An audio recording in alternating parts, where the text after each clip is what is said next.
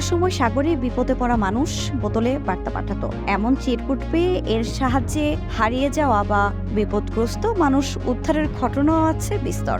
সাম্প্রতিক সময়ে আধুনিক প্রযুক্তির ব্যবহারে এমন বোতল বার্তার ব্যবহার একেবারেই কমে গেছে। তবে কখনো কখনো ব্যতিক্রমেও ঘটে। এমন একটি বোতল বার্তা ভেসে এসেছে ক্যারিবিয়ান সাগরে অবস্থিত ব্রিটিশ শাসিত দ্বীপ ক্যামান দ্বীপের সৈকতে।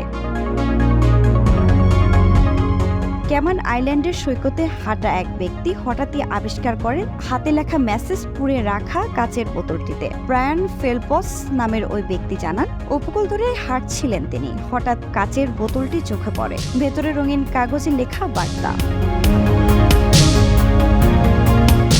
ফেলপস জানান, তিনি বোতলটি না খোলার সিদ্ধান্ত নেন। তবে তার মনে হয়েছে পৃথিবী থেকে বিদায় নেওয়া কারো প্রতি পরিবারের সদস্যদের বার্তা ছিল বোতলের ভেতরে।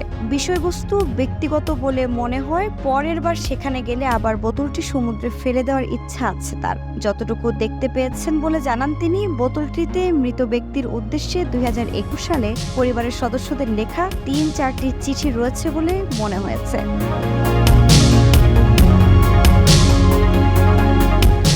সাম্প্রতিক সময়ে স্কটল্যান্ডের অ্যাঙ্গাসের ডে স্টোরিয়াতে তীরে একটি নারী ময়লা পরিষ্কারের সময় বোতলে ভরা একটি মেসেজ পান। 40 বছরে 6 মাইল দূরত্ব অতিক্রম করে বোতলটি। জেনি স্মিথ নামে ওই নারী জানান, মেসেজগুলো লেখেন স্থানীয় 3 শিক্ষার্থী। তাদের সঙ্গে সামাজিক মাধ্যমে যোগাযোগ করতে সক্ষম হয়েছেন তিনি।